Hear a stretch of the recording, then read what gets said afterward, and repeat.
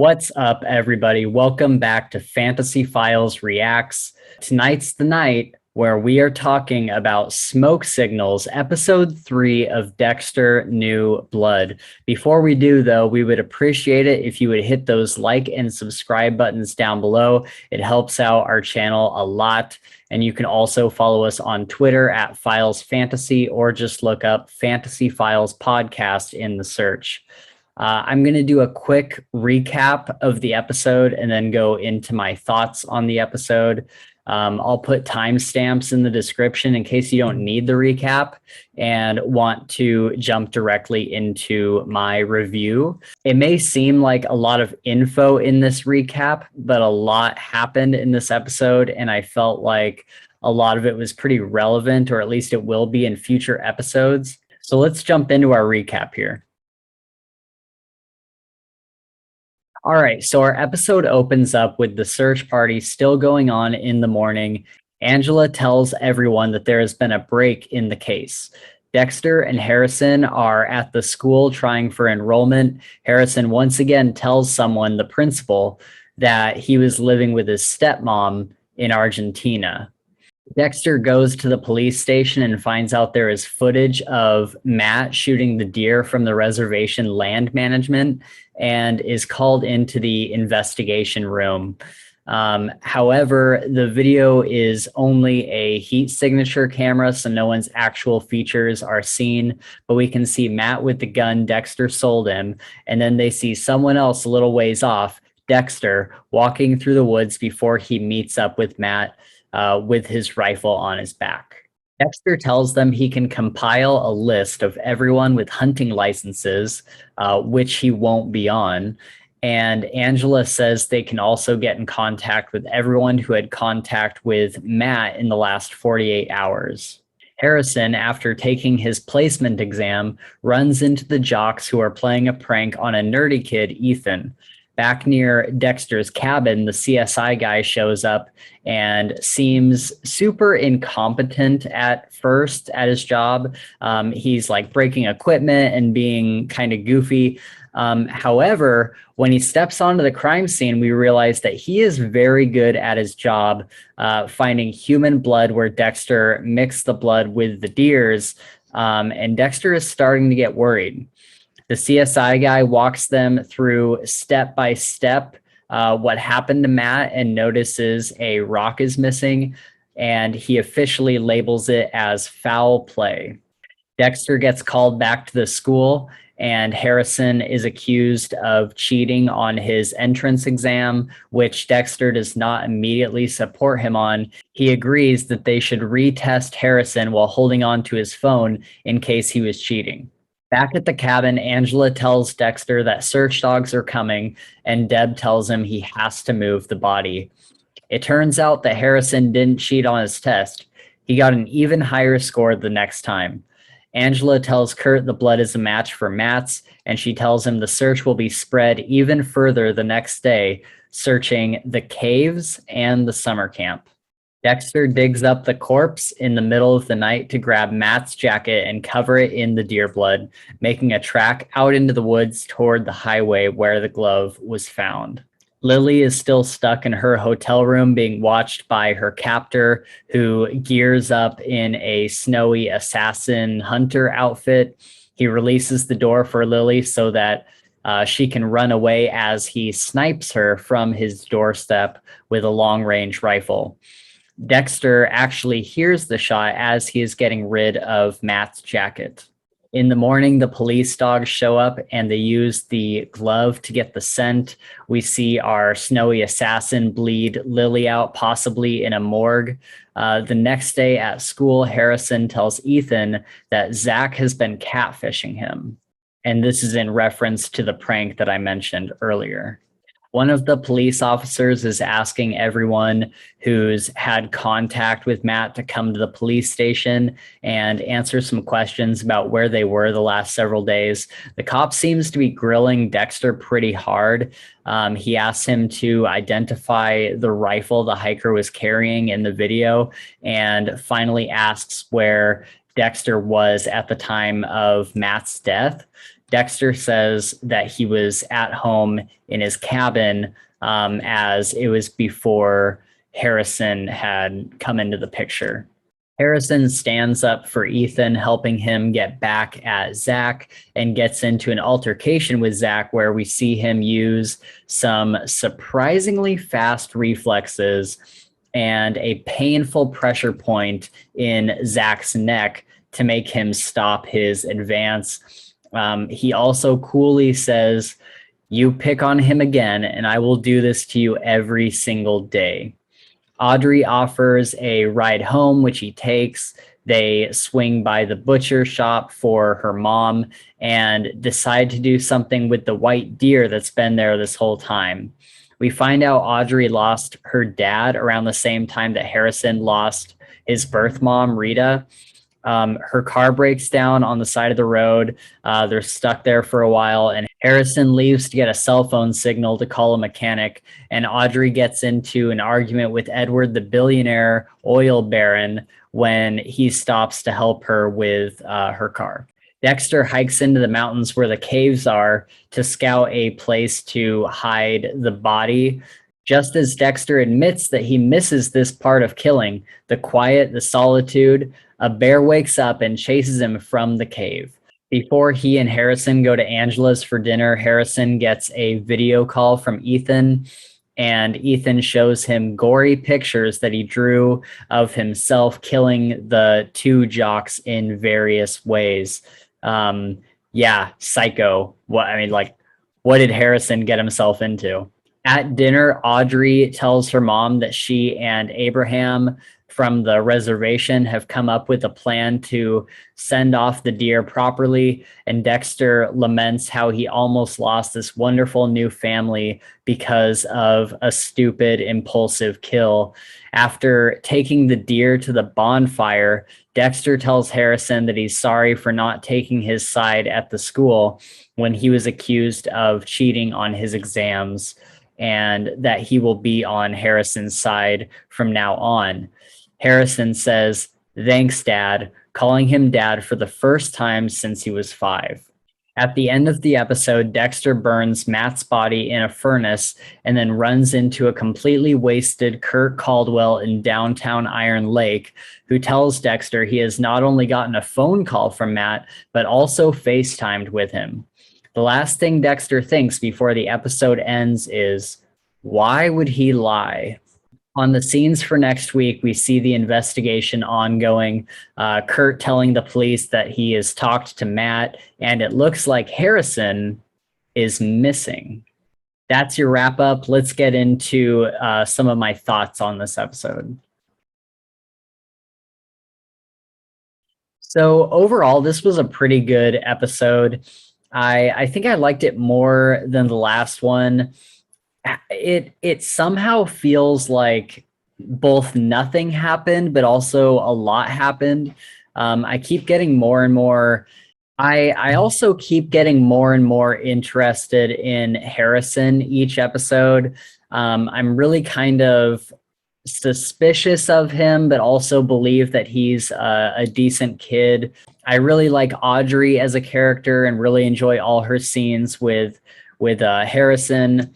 And I feel like not a lot happened with Dexter in this episode besides him trying to stay one step ahead of everyone, which is always fun, but also him little by little, he's learning how to be a parent again, because, it's been 10 years since he last saw Harrison. So there's a pretty big time gap, and he's not too savvy on how to interact around this kid.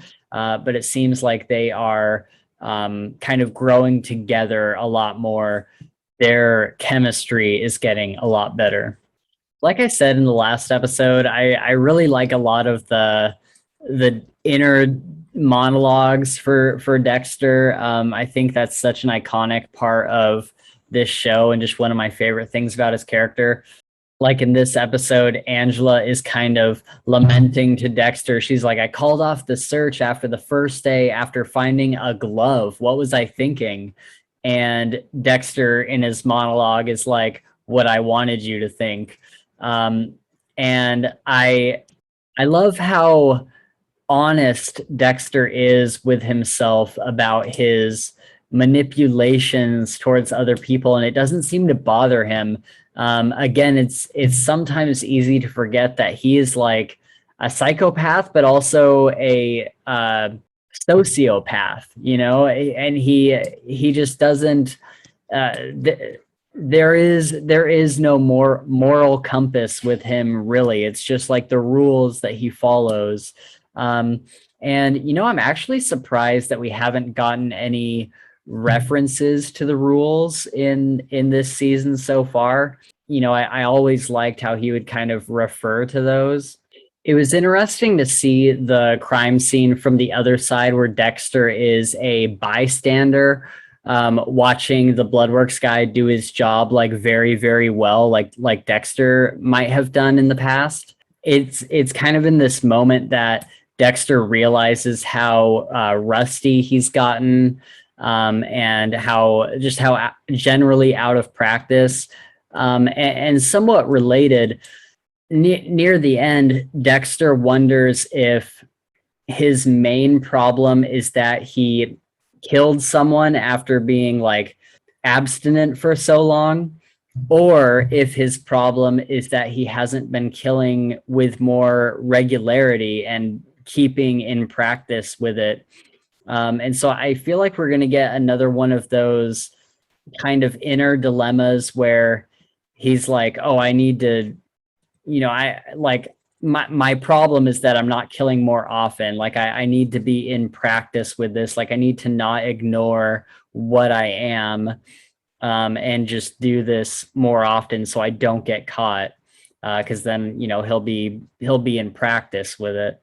So I think that's something that we've already seen in previous seasons, and so I kind of hope they don't go that way. But hey, I mean, if Dexter just keeps doing his thing, it means more crazy situations for us that we get to enjoy. So I'm not complaining.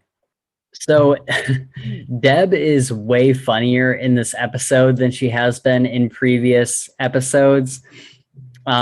She's showing up at all these random times in like a number of different costumes and outfits. At one point, they are both in his truck and they're kind of discussing how to get rid of Matt's body. And they're kind of tossing all these all these options back and forth.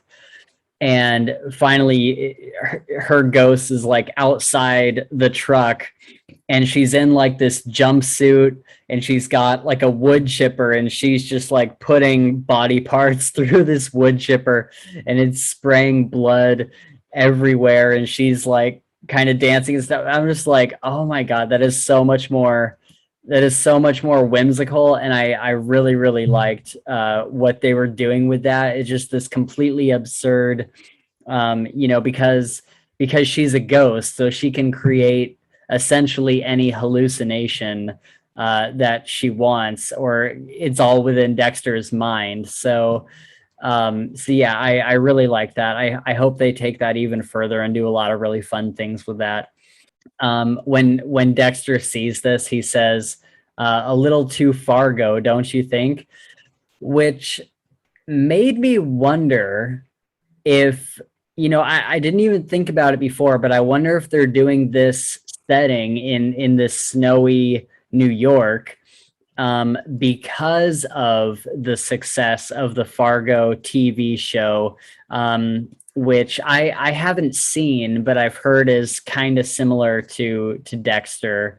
It's got to be at least a little related, I would think. As soon as he said that, I'm like, oh, like, from what I've seen of the trailers and stuff, this is very Fargo from what I understand.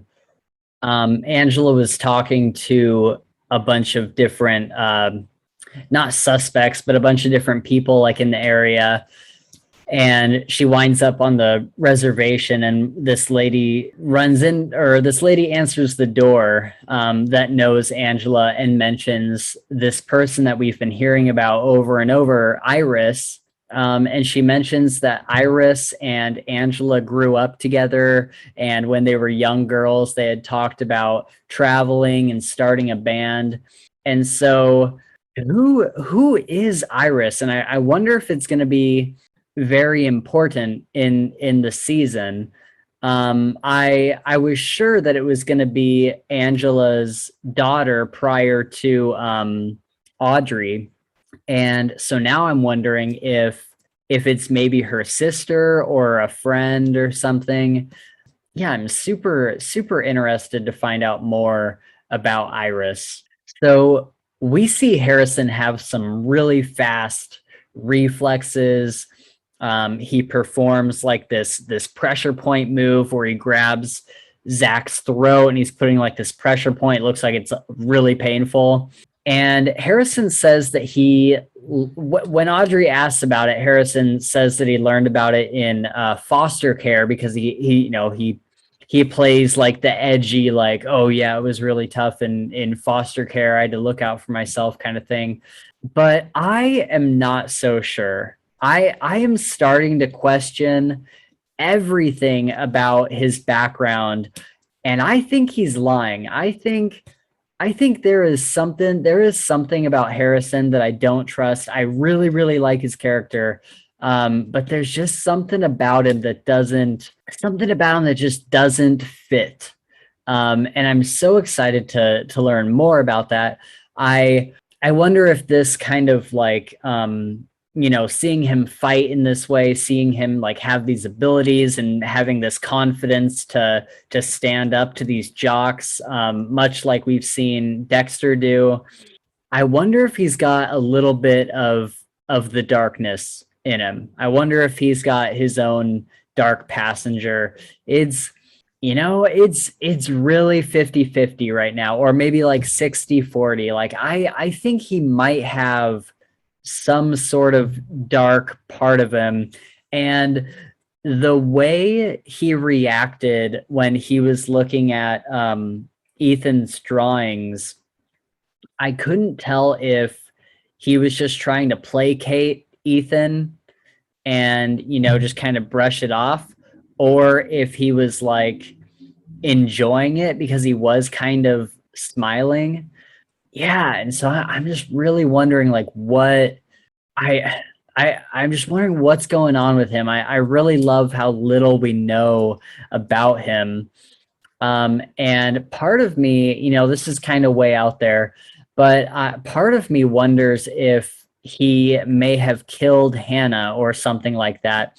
Now, he said it was cancer, so that's easily, disprovable, I'm sure.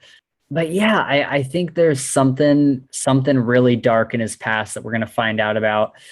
Pretty soon we'll see him in wrestling because he just got accepted onto the wrestling team. That's when he turned to the jocks and he was like, I'll see you on the mat. And I'm interested to see if he lets any rage kind of take over, or if he, takes it too far and kind of lets his darkness out a little bit. I'm also still really curious as to when this lie to Angela is going to cause problems, because like I said last episode, he told Angela that he was living with his biological mom up until recently when she died, but he has told every other person that he was living with his stepmom. And then he told Audrey about foster care. I think he told the principal about foster care. And I'm like, dude, that's gonna catch up to you, man. You're gonna screw up at some point, and Angela is gonna get suspicious. Or or maybe he will cover it up super smoothly, because up until this point he has been just a smooth talker. Like every time he gets kind of pushed into a corner, he always like has some way of talking his way out of it, and that's something I really like about his character. And so yeah, I'm wondering if it's going to catch him up or if he's going to be able to kind of weasel his way out of it.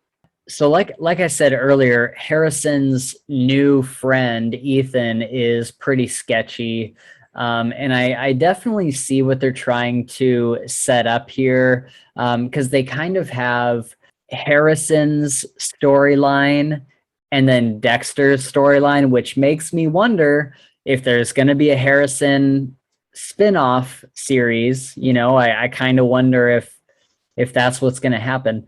I kind of wonder if Harrison is going to have to stop Ethan from shooting up the jocks or something like that, because those were some really creepy, drawings, and that wasn't for no reason. Like Ethan is going to be, you know, the poor nerdy kid who shoots up the school or something. Like that's just definitely where they're going with that.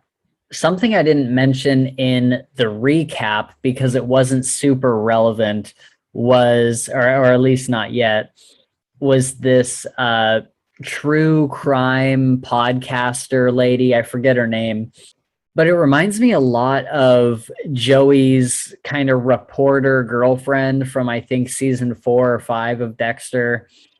I wonder what part she's going to play in this season, or if she's going to become a victim of our big bad. But yeah, I did think it was kind of funny that she's a true crime podcaster, because 10 years ago this would have been a reporter character for sure.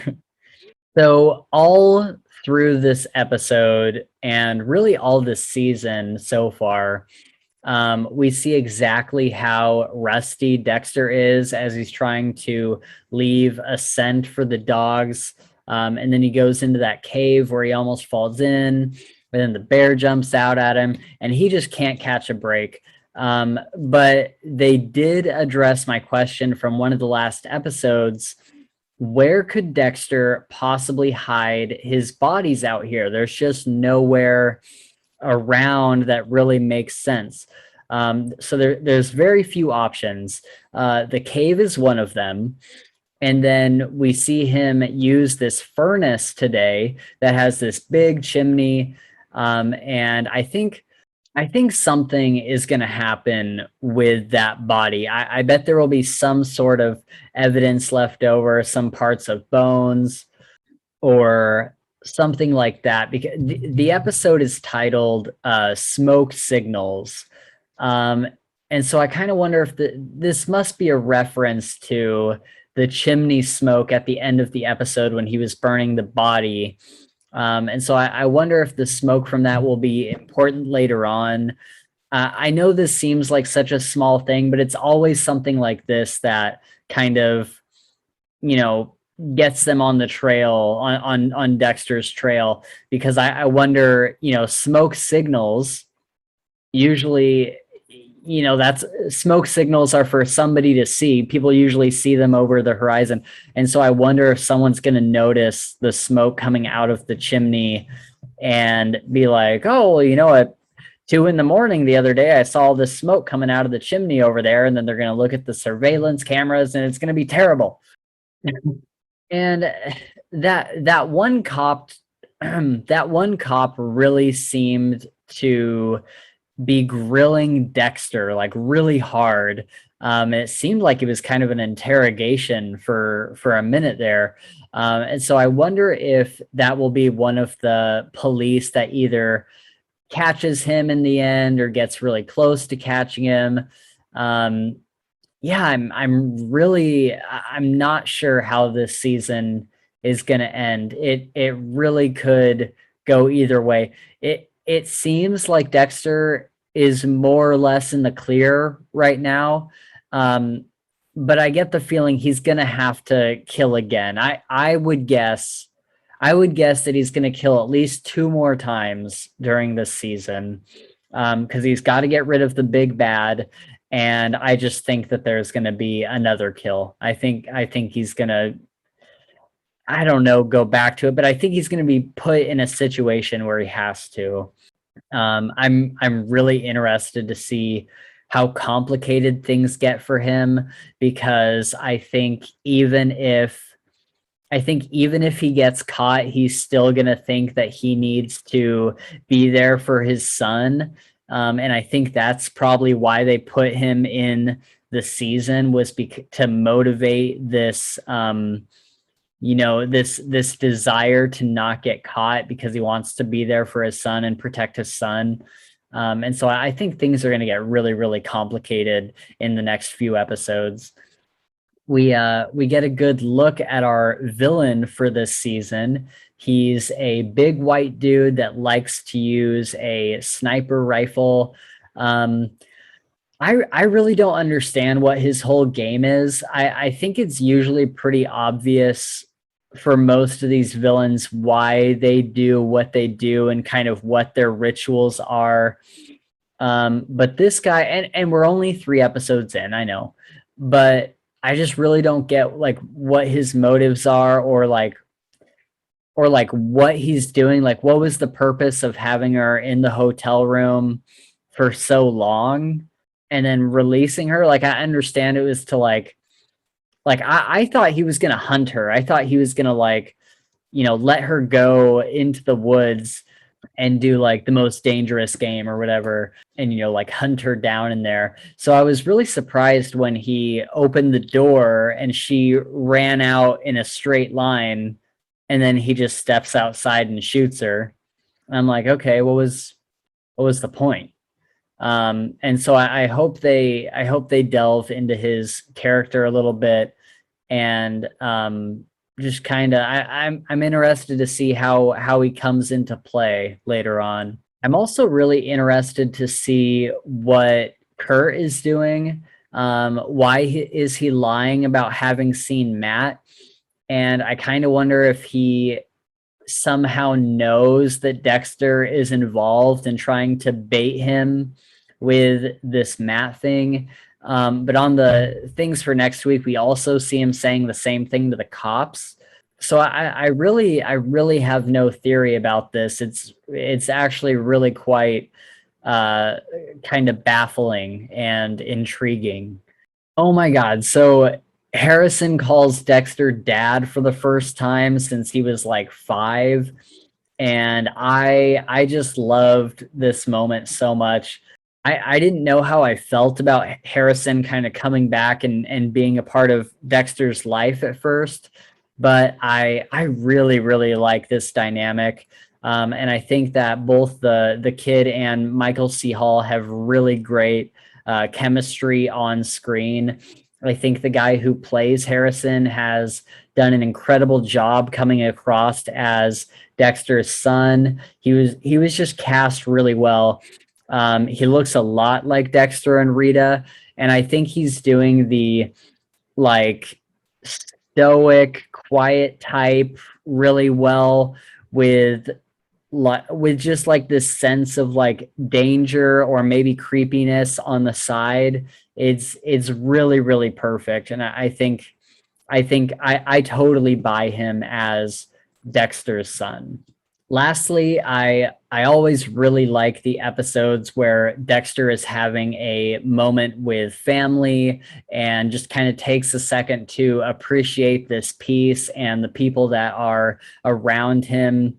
It really adds a human aspect to an otherwise kind of inhuman character. He's just come such a long way since the beginning of the show, since season 1. And I love how he has matured as a character.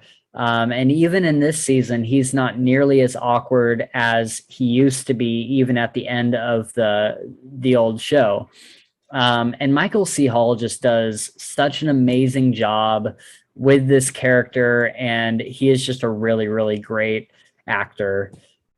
So I always appreciate these kind of moments. So what did you guys think? And what do you think will happen to Dexter at the end of this season? Will there be a New Blood season 2? And would you continue to watch it if there was one, or would you rather it wrap up here?